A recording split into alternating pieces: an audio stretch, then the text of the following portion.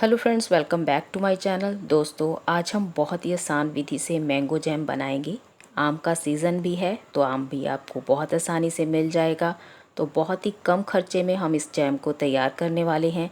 बिना कलर, बिना एसेंस और बिना किसी आर्टिफिशियल प्रिजर्वेटिव के हम इस जैम को तैयार करेंगे। मैं आप लोगों के साथ कुछ टिप्स भी शेयर करूँगी ताकि जैम को लंबे समय तक स्टोर किया जा सके। तो चलिए देख लेते हैं मैंगो जैम बनाने के लिए मैंने क्या क्या लिया है। जैम बनाने के लिए यहाँ पर मैंने 500 ग्राम आम का पल्प लिया है। यहाँ पर मैंने 2 आम लिए थे। 2 आम के छिलके और गुठली को अलग करने के बाद यहाँ पर हमारे पास 500 ग्राम आम का पल्प है। तो अब हम इसे मिक्सर जार में डालकर ग्राइंड कर लेंगे। हमें इसका पेस्ट तैयार करना है ताकि आम के पल्प के अंदर मोटे टुकड़े बिल्कुल भी ना रहें।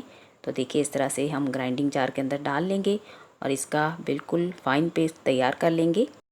आप चाहें तो ग्रेटर से ग्रेट भी कर सकते हैं, लेकिन मैंने इसे मिक्सर जार में डालकर ही इसका पेस्ट बनाया है। तो देखिए, यहाँ पर पेस्ट हमारा तैयार हो गया है। इसके अंदर मोटे टुकड़े बिल्कुल भी नहीं हैं। इस तरह से जैम जो है बहुत ही अच्छे से तैयार होगा। आप देख सकते हैं पल्प बिल्कुल तैयार हो गया है। बहुत ही टेस्टी जैम तैयार हो जाता है घर में। और इसके अंदर मैंने किसी भी कलर का इस्तेमाल बिल्कुल भी नहीं किया है। तो चलिए अब इसे हम बनाना शुरू करते हैं। यहाँ पर मैंने गैस पे पैन को रख लिया है। अभी गैस का फ्लेम मैंने ऑन नहीं किया है। तो सबसे पहले हम पैन के अंदर इस तरह से पल्प को डाल लेंगे। अब यहाँ पर मैं 200 ग्राम देखिए चीनी डाल रही हूँ। 1 कप यहाँ पर हमने चीनी डाली है। चीनी आप सोच रहे होंगे ज़्यादा ही डाल दी है, लेकिन ज़्यादा चीनी डालने से जैम लंबे समय तक ख़राब नहीं होता। चीनी प्रिजर्वेटिव की तरह काम करती है। तो गैस का फ्लेम ऑन करने के बाद इस तरह से अब हम इसे पकाएंगे। गैस का फ्लेम मैंने मीडियम ही रखा है। मीडियम फ्लेम पे ही मैं इसे पका रही हूँ। थोड़ी देर में आप देखेंगे कि चीनी मेल्ट होना शुरू हो गई है और आपको इसके अंदर बबल्स दिखाई दे रहे होंगे। गैस का फ्लेम मैंने मीडियम ही रखा है। मीडियम फ्लेम पे ही हम जैम को पका रहे हैं। तो इस बात का ध्यान रखिए कि हमें जैम को बिल्कुल भी तले के अंदर नहीं लगने देना है। तो लगातार इसे चलाएं। इसी तरह से चलाते हुए हम पका लेंगे। अब थोड़ी देर में ही देखेंगे कि जैम थोड़ा थोड़ा गाढ़ा होना शुरू हो गया है, लेकिन अभी भी ये काफ़ी पतला है। तो इस तरह से आप इसकी कंसिस्टेंसी को चेक करते रहें और इसे इसी तरह से पकाते रहें। लगातार चलाते हुए हमें इसे पकाना है। देखिए, मुझे इसे पकाते हुए 10 मिनट हो गए हैं। तो यहाँ पर मैंने 1 नींबू का रस इसके अंदर डाल दिया है। नींबू के बीज को अलग कर दीजिए और उसके रस को छान कर इस तरह से जैम के अंदर डाल देंगे। नींबू का रस इसके अंदर प्रिजर्वेटिव की तरह काम करेगा। इससे जैम लंबे समय तक ख़राब नहीं होता है। अगर आप जैम को लंबे समय तक स्टोर करना चाहते हैं तो एक बात का ध्यान रखिए कि जिस जार के अंदर आप जैम को डाल रहे हैं वो जार एकदम सूखा होना चाहिए। उसके अंदर पानी बिल्कुल भी नहीं होना चाहिए और वो एकदम साफ़ होना चाहिए। अगर कांच के जार के अंदर आप जैम को डाल रहे हैं तो कांच के जार को आप गर्म पानी के अंदर बॉयल कर लीजिए और उसे फिर अच्छे से सुखाने के बाद ही उसके अंदर आप जैम को डालिए। तो जैम लंबे समय तक ख़राब नहीं होता है। तो आप देख सकते हैं यहाँ पे जैम काफ़ी गाढ़ा हो गया है और रुक रुक के गिर रहा है। तो आप देख ही सकते हैं इसकी कंसिस्टेंसी कैसी हो गई है। ये काफ़ी ट्रांसपेरेंट दिखने लगा है। तो थोड़ा सा हम इसे और पकाएंगे, उसके बाद ही हम इसे चेक करेंगे। तो गैस का फ्लेम आप यहाँ पर लो भी कर सकते हैं क्योंकि ये काफ़ी गाढ़ा हो गया है। नीचे तले में बिल्कुल भी ना लगे, इस बात का ध्यान रखिए।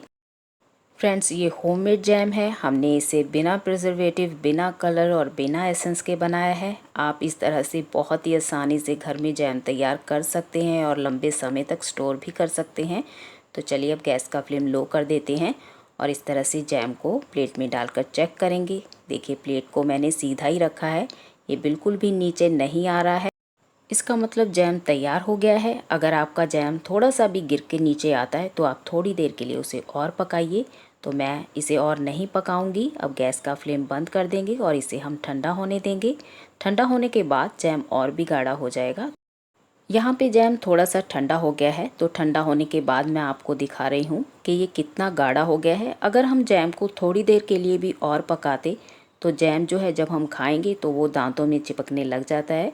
तो इसीलिए बहुत ज़्यादा जैम को ना पकाएं, वो रबड़ की तरह हो जाएगा। तो जिस तरह से मैंने आपको कंसिस्टेंसी दिखाई है, बिल्कुल वैसी कंसिस्टेंसी में हमें जैम को तैयार करना है। तो दोस्तों, आप बहुत ही आसानी से घर में जैम तैयार कर सकते हैं। मैंने देखिए इसे इस तरह के ग्लास के जार के अंदर भर लिया है। आप बहुत ही कम खर्चे में इस तरह से घर में जैम तैयार कर सकते हैं। तो देखिए इसकी कंसिस्टेंसी आप देख सकते हैं, बहुत ही बढ़िया जैम हमारा तैयार हो गया है। अगर जैम बहुत ज़्यादा गाढ़ा होगा तो वो अच्छे से स्प्रेड नहीं हो पाएगा। चलिए अब जैम को ब्रेड पे भी लगा कर देख लेते हैं। ये बहुत ही अच्छे से स्प्रेड होता है और लंबे समय तक आप इसे स्टोर कर सकते हैं। बस एक बात का ध्यान रखिए, जब भी आप जैम निकालिए तो उसके अंदर गीला चम्मच या पानी बिल्कुल भी नहीं जाना चाहिए।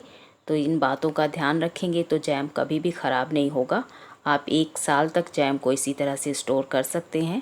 तो देखिए बहुत टेस्टी जैम तैयार हुआ है, बिना किसी कलर, बिना प्रिजर्वेटिव, बिना एसेंस के। उम्मीद करती हूँ आपको ये जैम की बहुत ही आसान रेसिपी पसंद आई होगी। पसंद आई है तो दोस्तों वीडियो के नीचे लाइक का बटन क्लिक करें और चैनल पर नए हैं, पहली बार आए हैं तो प्लीज़ चैनल को सब्सक्राइब कीजिए। आप इस रेसिपी को एक बार ज़रूर ट्राई करें, आपको बहुत पसंद आएगी। Thanks for watching.